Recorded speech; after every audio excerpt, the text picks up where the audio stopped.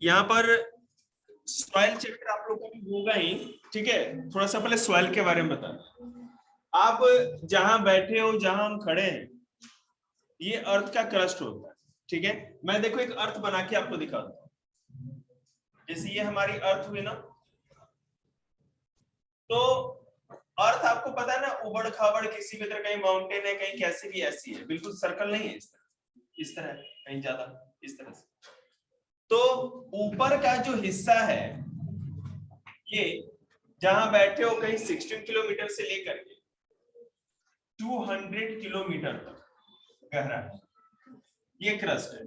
इसके अंदर सबसे ऊपर ये सॉइल होता है, इसी का मैंने एक सैंपल निकाल के दिखाया आपको। नहीं, 0 से 16 तक, जैसे यहां से स्टार्ट है तो पहले 16 तक 16 किलोमीटर तक कहीं गहरा होता है, और कहीं कहीं 200 किलोमीटर तक गहरा होता है। आपने समुद्र देखा है ना फोटो में, तो जो ओशियन होता है या समुद्र होता है, ठीक है, उस ओशियन या समुद्र में के नीचे जहां फ्लोर होती है, मतलब जहां ग्राउंड होता है, उसके नीचे क्रस्ट सबसे कम गहरा होता है, सबसे पतला क्रस्ट वही होता है, ठीक है। लेकिन जहां माउंटेन है, जहां लैंड है, जहां जो है, आप दोनों यहाँ आके बैठ जाओ, बैग इनके नीचे कर दो, बाद में आएंगे तो देखा जाएगा। बैठ जाओ, रहने तो सब कुछ में। और ये जो माउंटेन वाले इलाके या प्लेन वाले इलाके हैं, वहां पे क्रस्ट की जो मोटाई है ज्यादा होती है, क्लियर है। उसके बाद जैसे क्रस्ट खत्म होता है, क्रस्ट के आप नीचे जाओगे, आराम से बैठे मुंह बंद करके, क्रस्ट के नीचे जाएंगे तो दूसरा लेयर होता है हमारा मेंटल। ये जो मैं डॉट डॉट डॉट से भर रहा हूं ना, ये है मेंटल। सेकेंड लेयर, ये धरती के अंदर की बात बता रहे हैं, ये है आपका मेंटल, और ये वाला जो इलाका है क्रस्ट। मेंटल 2900 किलोमीटर तक, जहां क्रस्ट खत्म हुआ वहां से लास्ट ये 2900 किलोमीटर तक गहरा होता है, ठीक है। मेंटल की स्पेलिंग गलत है। MA होता है, हाँ पता है, MANTL, ठीक है, समझ में आया। ये 2900 किलोमीटर तक गहरा होता है। अब इसका ऊपरी लेयर जो ये देखोगे, ऊपर वाला जो हमसे क्रस्ट से जुड़ा हुआ है, वहां पर बड़े बड़े रॉक्स होते हैं, ठीक है। क्रस्ट से सटा हुआ इलाका होता है, वो बड़े बड़े रॉक्स होते हैं, और जैसे और अंदर गहराई में जाओगे तो ये फिर क्या होता है, मेल्टेन रॉक होते हैं। मेल्टेन मतलब कि पिघला हुआ चट्टान दिखेगा, ठीक है। पिघला हुआ मतलब कि जैसे बहुत ज्यादा हीट कर दो तो कैसे जेम या जेली के जैसा कुछ चीज हो जाता है। हाँ बिल्कुल बिल्कुल। हमारे अर्थ पर जो भी वोल्केनिक इरप्शन होता है, ज्वालामुखी का जो लावा आता है, गरम गरम आग या जो भी चीजें, वो इस मेंटल से ही इस क्रस्ट को तोड़ के बाहर आता है, ठीक है, और ये गिरता है तो यहाँ पर ये ज्वालामुखी बन जाता है, क्रस्ट के ऊपर आता है, क्लियर है। और भी क्रस्ट के बारे में बताएं।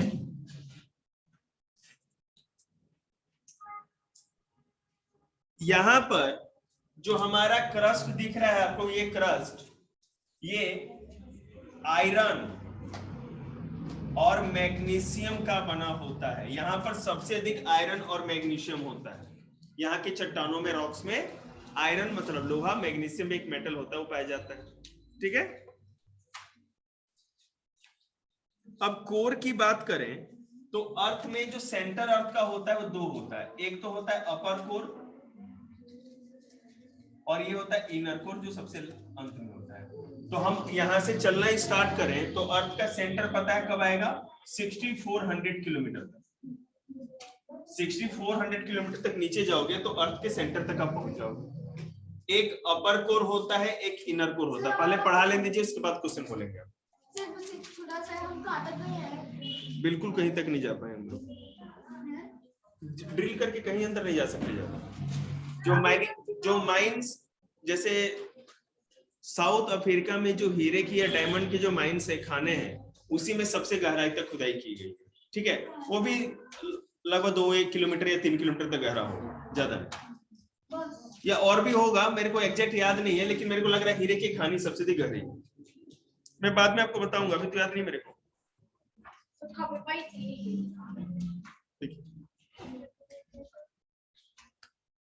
देखो अब ये जो अपर कोर है, जहां मेंटल खत्म होता है और इनर कोर स्टार्ट होता है, इसके बीच की बात बता रहे हैं। ये वाला जो डिस्टेंस, ये वाला, ये 2300 किलोमीटर, और जो इनर कोर है वो सेंट्रल तक 1300।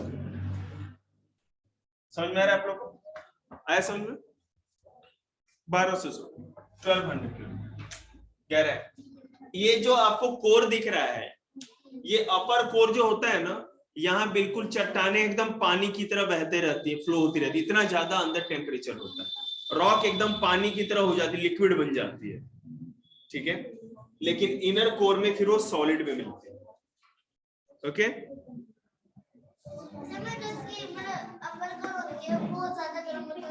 इनर कोर हाँ गर्म नहीं होती, मतलब सॉलिड होती है। और इसके पीछे भी साइंटिस्ट लोग रिसर्च कर रहे हैं ऐसा क्यों होता है। समझ में आ गया? सबसे ऊपर आपका क्रस्ट होता है, ध्यान दो, उसके नीचे मेंटल, उसके नीचे आउटर कोर या अपर कोर, और उसके सबसे अंदर इनर कोर, ठीक है। क्रस्ट देखिए,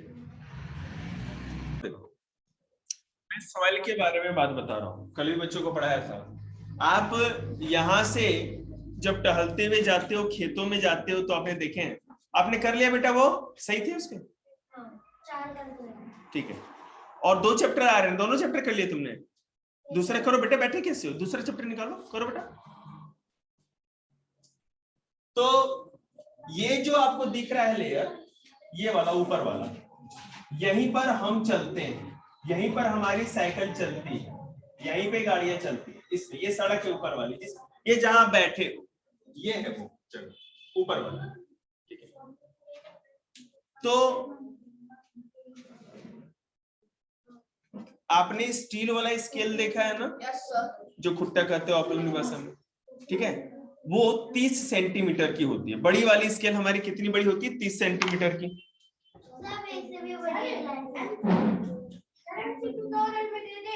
नहीं, मैं पूछ लूंगा, नहीं कर सकता। नहीं, मेरी बात सुनिए, तो 30 सेंट रिटर्न दो ना, मैं ओरल पूछूंगा ना, करवाऊंगा मैं। नहीं, दोनों तरह से करिए, ओरल का टाइम नहीं मिला था। ओरल तो जरूर होगा, देखिए क्वेश्चन मत पूछिए, चल ध्यान दे। तो इसको कहते हैं सॉइल प्रोफाइल या सॉइल हॉरिजन। सबसे ऊपर होता है ए हॉरिजन या फर्स्ट लेयर, ये दिख रहा है। उसके नीचे होती है सब सॉइल या बी हॉरिजन या सेकंड लेयर। उसके नीचे होती है थर्ड लेयर या सी हॉरिजन, और सबसे नीचे होती है बेडरॉक, ठीक है। ये हमारे क्रस्ट का एक पूरा हिस्सा है। सबसे ऊपर जो ये लेयर है, यहीं पर छोटे मोटे प्लांट्स या जो भी होते हैं उनके रूट्स पाई जाती है। बड़े प्लांट्स की भी रूट्स यहीं पे होती है। इस मिट्टी में पेड़ पौधों के लिए जितनी भी पौष्टिक चीजों की जरूरत होती है, न्यूट्रिशन की जरूरत होती है, सारा का सारा यही मिलता है। क्यों? इसलिए क्योंकि जो बैक्टीरिया होती है, सॉइल का जो 30 सेंटीमीटर, मेरे यहाँ देख रहे हो ना, 30 सेंटीमीटर से थोड़ा बड़ा होगा, 1 फुट का हो गया, तो 30 सेंटीमीटर मान लो, इतनी गहराई तक जो मिट्टी होती है ना, वही उपजाऊ है, बाद बाकी कोई मिट्टी का कोई फायदा नहीं। तो इसी को कहते हैं टॉप सॉइल। यहाँ पर क्या होता है कि मिट्टी में हर तरह के न्यूट्रिशन मिलते हैं। दूसरी बात, मिट्टी में सबसे अधिक मॉइस्चर या नमी भी यही रहती है। उसके बाद मिट्टी में जैसे मान लो पेड़, कोई जानवर मर के गिर गया, ठीक है, पेड़ कोई ट्री लगी हुई है, उसके पत्ते या डाली भी टूट के गिरती है जमीन पे, तो गिरेगी, यहाँ पे गिरेगी। तो ये बैक्टीरिया क्या करते हैं, उन चीजों को एडल्ट्रेटेड, मतलब अलग नहीं किया जा सकता। तो उसमें क्या होता है, देखो यहाँ पर जो बैक्टीरिया होती है ना, उसको सड़ाती गलाती, डिकम्पोज कर देती है, और डिकम्पोज करने के बाद मिट्टी में मिला देती है। तुम्हारे ह्यूमस का जवाब दे रहा हूं। क्यों ह्यूमस केवल सबसे ऊपरी टॉप सॉइल में पाया जाता है? तुम खुद बताओ, पेड़ पौधों पे से पत्तियां या कोई चीज गिरेगी तो कहाँ गिरेगी? यहाँ चली जाएगी गहराई में, ड्रिलिंग मशीन है वो, या ऊपर मिट्टी पे गिरेगी, मिट्टी पे गिरेगी, ऊपर गिरेगी, तो ऊपर ही बैक्टीरिया क्या करते हैं, उसको सड़ाते गलाते हैं। कोई भी एनिमल का बॉडी पार्ट मरने के बाद मिट्टी पे पड़ जाता है, प्लांट का भी कोई भी पार्ट मिट्टी पे गिरेगा, और पड़ने के बाद क्या होता है, उसको बैक्टीरिया डिकम्पोज करती, सड़ाती गलाती मिट्टी में मिक्स कर देती है ना, तो जिससे उसके कारण ही ह्यूमस बनता है, जो टॉपसॉइल में पाया जाता है। हाँ या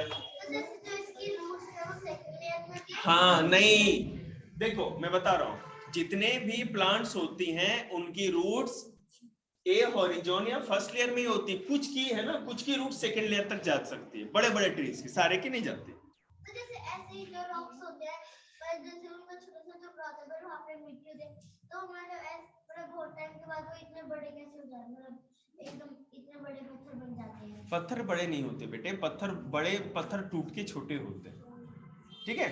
मैं तो ए हॉरिजॉन समझ गए, ए हॉरिजॉन में जितने भी मिट्टी के अंदर रहने वाले जानवर है, सारे के सारे ए हॉरिजॉन या फर्स्ट लेयर में होते हैं। पहली बात, सारे के सारे प्लांट्स को न्यूट्रिशन मिलना, ह्यूमस, सारा चीज ए लेयर में ही होता है, या ए हॉरिजॉन में। ओके, सेकंड लेयर की बात करते हैं। सेकंड लेयर प्लांट के लिए बिल्कुल इंपॉर्टेंट नहीं होता, यहाँ पर कोई तरह का ह्यूमस नहीं होता, किसी तरह का न्यूट्रिशन नहीं होता यहाँ पर, लेकिन बहुत कीमती चीज होती है। वो क्या? एक कैक्टस, चुप यार, सब ए हॉरिजॉन में होगा, बहुत बड़े बड़े लंबे लंबे ट्री बी हॉरिजॉन तक जाते हैं, सब ए में होगा। कैक्टस हो चाहे कैक्टस का चचा हो, कुछ भी फालतू कुछ, ठीक है। तो बी हॉरिजॉन पता है क्यों इंपॉर्टेंट है? क्योंकि दुनिया में जितने भी मिनरल पाए जाते हैं, आयरन, गोल्ड, एल्युमिनियम, बॉक्साइट, सारे के सारे खनिज है, मिनरल, डायमंड, सब कुछ। बेटे कोल ही तो डायमंड है ना, इसी बी हॉरिजॉन में पाया जाता है, ठीक है।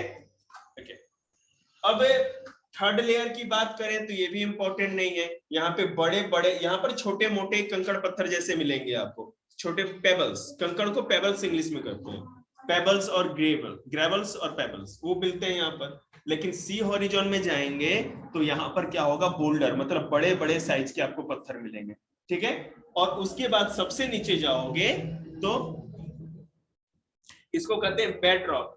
बेड रॉक सबसे नीचे होता है, और इसका क्या जरूरत है ये देखो, जब भी बारिश होती है, बारिश का पानी मिट्टी के रास्ते होते हुए, कंकड़ पत्थर के रास्ते होते हुए इस बेड रॉक के ऊपर रहता है, यहीं पर, ठीक है। बेड रॉक के नीचे नहीं जाता, इसलिए एक ये क्या कहते हैं, आपके कंटेनर जैसा बन जाता है। बारिश होती है, अंडरग्राउंड यहाँ होकर के स्टोर रहती है। हम ड्रिल करके अगर पाइप अंदर डालते हैं, बोरिंग करते हैं, तो जहां भी पानी होगा, जैसे मान लो कि बहुत कहीं कहीं गहराई में पानी होता है, अंदर जाएगा, कहीं कहीं यहाँ तक भी जा सकता है, ठीक है, लेकिन पानी हमको मिल जाता है। लेकिन इसके नीचे कभी ड्रिल नहीं कर सकते। और यहाँ पे नीचे क्यों नहीं जा सकता? तो ड्रिल करो, कौन कितना अंदर गहराई में ड्रिल करेगा, क्या फायदा उसका ड्रिल करने का। यहाँ पे है ना बिल्कुल ब्लॉकेज होता है, चट्टान अंदर पानी नहीं जाने देता, रोक लेता है। अब इस फर्श के ऊपर पानी डालोगे तो नीचे चला जाएगा, क्योंकि पोर्स बंद है, सुराख नहीं है। इसी तरह क्लियर हो गया मिट्टी वाला। अब सन के बारे में जानते हैं, देखिए ये आपका सन है, पीली दीदी, और ये इसके चारों तरफ एक लेयर जो बनाई है, ये एटमॉस्फेयर है। सन का भी एटमॉस्फेयर होता है, ठीक है। सन हाइड्रोजन गैसेज है, जब दो हाइड्रोजन गैस आपस में टकराते हैं तो मिल जाते हैं, एक साथ दो मिल जाते हैं, और मिल करके हीलियम का एक एटम बना लेते हैं गैस का। हाइड्रोजन भी एक गैस है, हीलियम भी एक गैस है, और आपको मैं बता दूं, सन के साथ साथ जितने भी स्टार होते हैं, सारे के सारे हाइड्रोजन गैस के बने होते हैं। सन का जो हाइड्रोजन होता है आपस में जुड़ करके, जाइए यहां से, सन का जो हाइड्रोजन आपस में जुड़ करके हीलियम में बदल जाता है, और इससे एनर्जी निकलती है। जैसे अर्थ के सेंटर में अगर हम चले जाएं, अभी दिखाया था ना, 6400 किलोमीटर जाएंगे तो सेंटर आ जाएगा, तो उसी तरह सन के सेंटर में चल जाएंगे तो 15 बिलियन डिग्री सेल्सियस टेम्परेचर होगा। जैसे अभी मैं बताऊं, अभी क्या बेटा, मैथ की बुक लाई होगी, उससे मांग लो। आपको पता है कि 40 डिग्री सेल्सियस कितना होता है, 35 डिग्री सेल्सियस कितना होता है, पता है ना। अभी जो गर्मियां आ जाती हैं तो कर लो, इसको ले जाओ।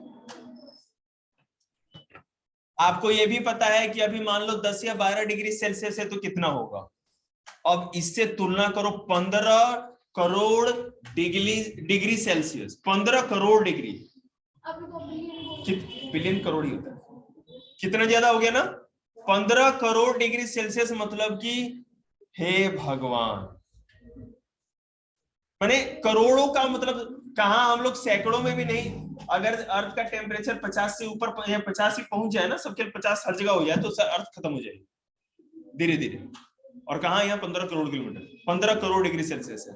तो सेंटर में, जैसे अर्थ का सेंटर क्या होता है, एनीबॉडी अभी पढ़ाया था आप लोगों को, इनर कोर होता है। उसी तरह मैं अभी सन के सेंटर की बात कर रहा हूं। अर्थ का सबसे बाहरी हिस्सा को क्या कहते हैं, ये बोलेगा नील, नील चुप रहो, चुप, नील बताओ क्या होता है, कल बोल।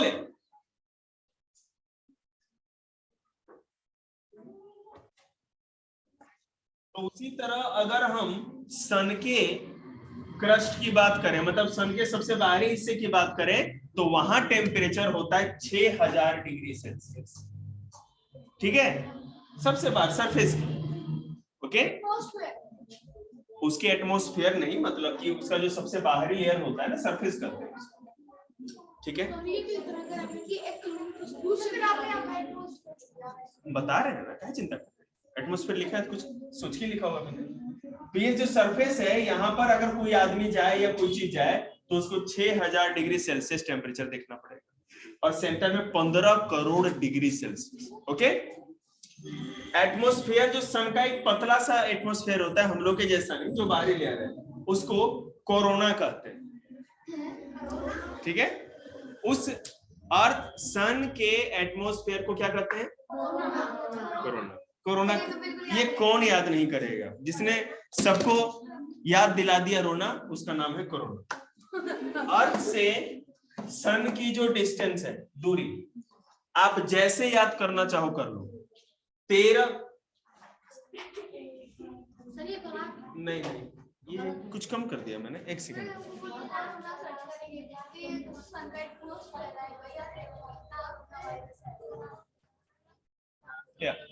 तो बेटे 150 मिलियन किलोमीटर या 15 करोड़ किलोमीटर, अर्थ से सन की दूरी 15 करोड़ किलोमीटर है।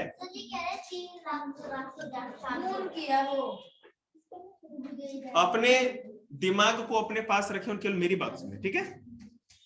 यहां तक समझ में आ गया। हमारा ड्वार्फ प्लेनेट के नाम बताओ, आस्था,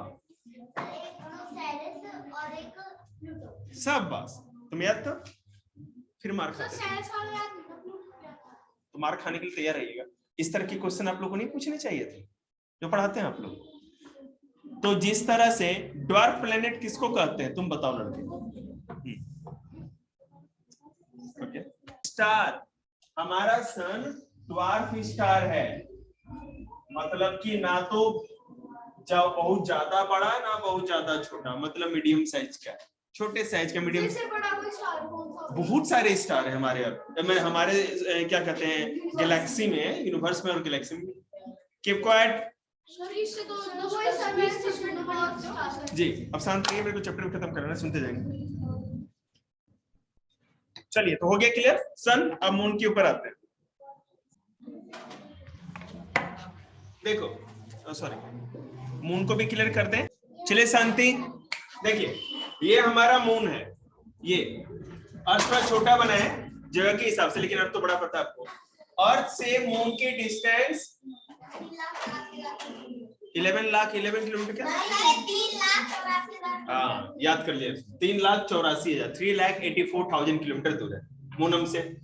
अर्थ की जितनी भी ग्रेविटी उसका 1/6, मतलब छठा हिस्सा केवल मून पे होता है। मतलब यहाँ पर आप 1 कदम चल रहे हो, इतना चलते ही मून पे 6 कदम आगे जाओगे। तो वहां पे वॉकिंग नहीं कर सकते, हॉपिंग कर सकते। मून वॉक होता है ना, माइकल जैक्सन करता है, हमें तो आता नहीं जी, कम हो गया ना, हाँ कम है। नो एयर, मून पे किसी भी तरह का एयर नहीं है और ना ही वाटर है, कोई तरह का लाइफ नहीं है। हाँ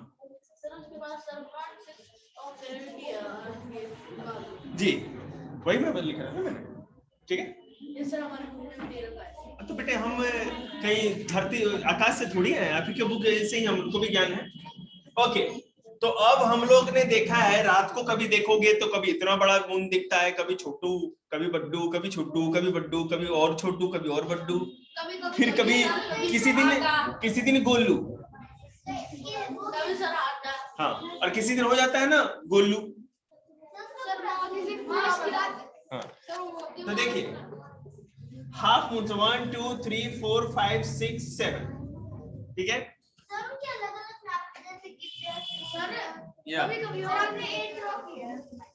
हाँ 8 ही। वो मैं बता रहा हूँ उसका क्या नाम है, सुपर मून जब होता है ना तब उस दिन दिखता है, बहुत ज्यादा बड़े साइज का होता है। अब देखिए उसके बारे में बाद में बात करेंगे। ये हाफ मून है, ठीक है।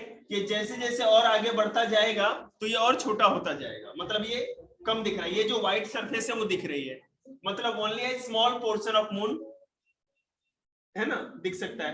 न्यू मून के दिन पूरा मैंने डॉट कर दिया है, मतलब बिल्कुल अमावस्या की रात, न्यू मून। उसके बाद अमावस्या से अगले दिन देखोगे तो आपको थोड़ा सा है ना, थोड़ा सा मून दिखेगा, ओनली स्मॉल पोर्शन। उसके बाद आगे जाओगे तो हाफ मून दिखेगा, फिर हाफ से ज्यादा दिखेगा, फिर फुल मून आ जाएगा, फिर फुल मून के बाद फुल मून से थोड़ा सा छोटा, है ना, इस तरह से ये चलता है।